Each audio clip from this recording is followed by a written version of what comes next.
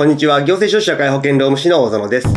中小企業経営のちょっといい話ということで動画をお送りをしております。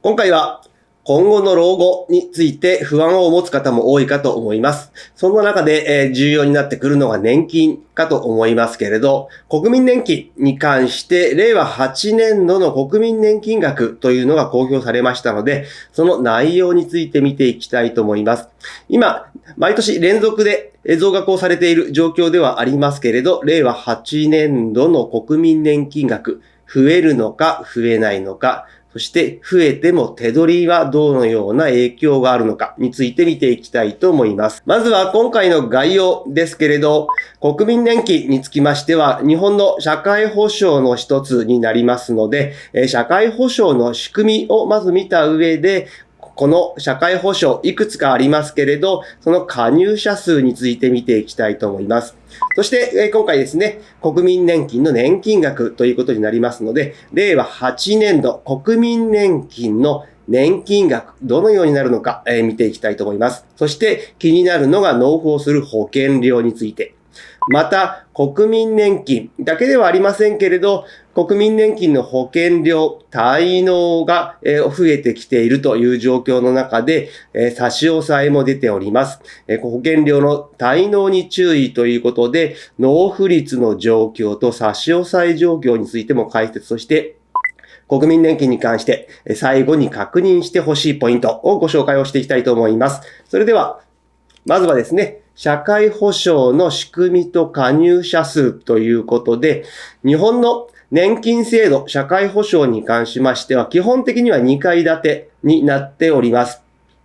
1階部分に関しましては、国民年金、基礎年金と言われる部分になりまして、20歳から60歳の方が加入をするということになっております。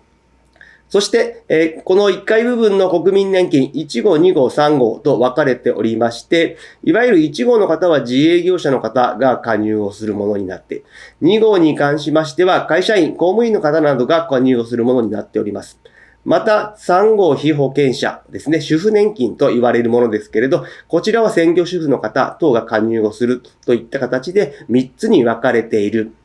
その上で、国民年金の2号被保険者の方は会社員、公務員の方になりますので、2階部分として厚生年金、そして以前ありました共済といった部分がありますけれど、これらに加入をするといった状況になっております。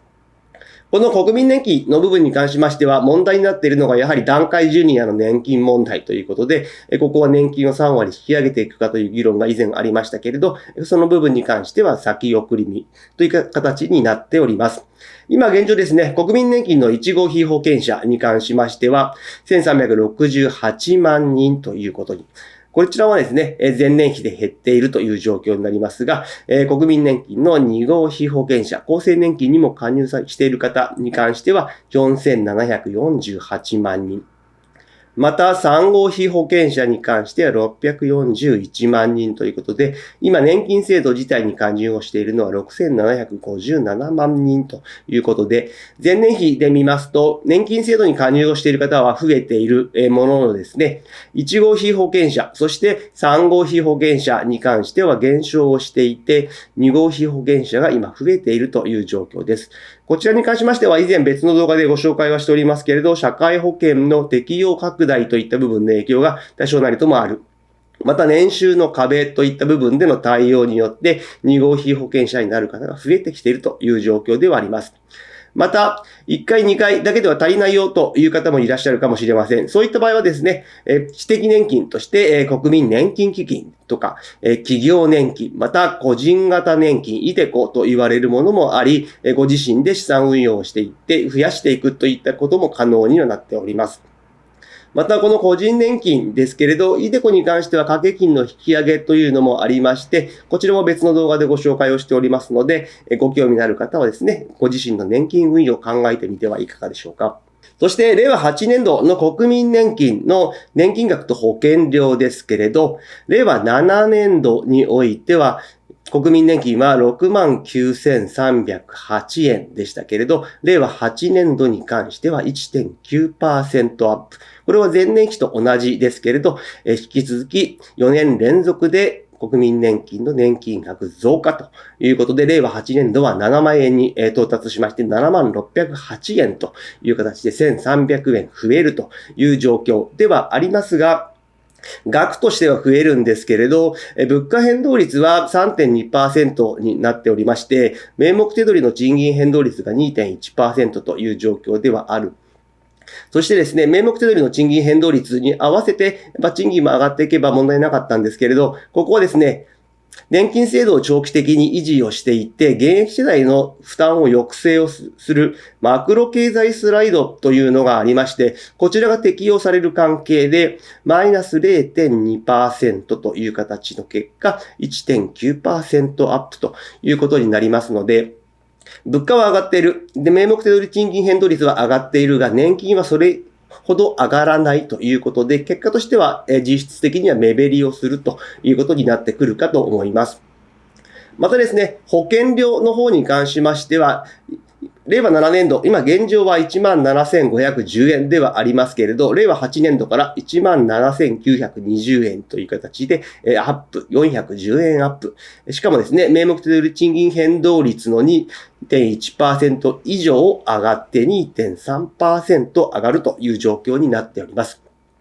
そして、同時にですね、令和9年度の国民年金の保険料も公表されておりまして、こちらはですね、またさらに上がりまして、18,290 円で 2% アップ予定という形になっておりますので、年金をもらっている方は、額が増えるけれど、実質の手取りは増える。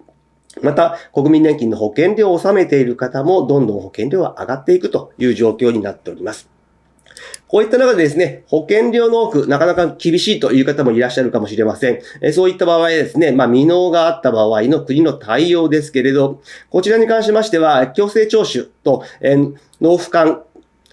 特例といったものがありますけれど、その他にですね、免除等の干渉というのがあります。免除ですね、免除制度を周知をしていくこと、そして学生の場合はですね、学生納付特例の申請手続きの簡素化によってですね、免除等を進めているという状況ではありますが、それ以外の方で納付ができない方に関しましては、やはりですね、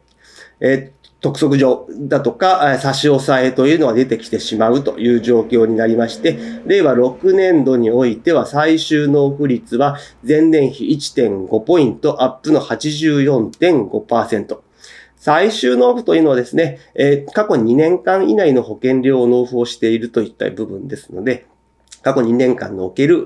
保険料の納付が完了している方は 84.5% と。また、財産差し押さえに関しましては、今減少傾向にありまして、比較的少なくなってきている。その分ですね、電話ですとか文章による納付特例というのは増加をしておりますので、注意が必要になります。そして、最後に確認すべきポイントですけれど、やはり、厳しい経済環境の中で保険料納付が難しいという方も多いかと思います。そういった場合はですね、免除の制度、そして納付猶予制度というのがありますので、ぜひ活用をしてほしいと思います。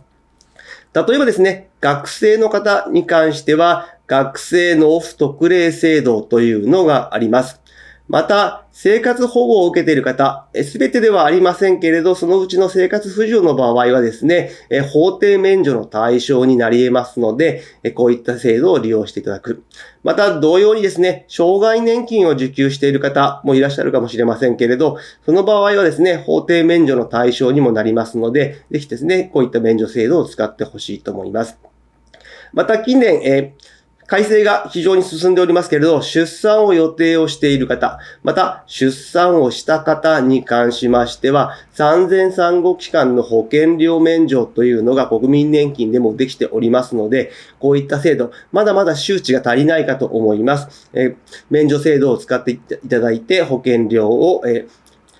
免除してもらうという形の対応も必要かと思います。そして国民年金だけの方は問題はありませんけれど、国民年金の2号被保険者の場合はですね、厚生年金ももらっているという形になるかと思いますが、その場合、別の動画でもご紹介はしておりますけれど、在職老齢年金の問題、高年齢者の稼働調整が問題になっておりますけれど、こちら、令和7年度においては、支給停止の基準額というのが51万円になっておりましたが、こちら、令和8年度においてはですね、65万円に大幅アップという形になっておりますので、今後稼働調整をせずに年金ももらう、お給料ももらうということができるようになってくるかと思います。また、4月からですね、いよいよスタートをします子ども子育て支援金制度というのが始まってきます。医療保険料の方に上乗せをされますので、保険料がアップという形になりますので、注意が必要です。今日の内容が明日からの経営にちょっとだけ役に立つことを願っております。ご視聴ありがとうございました。それではまた次回。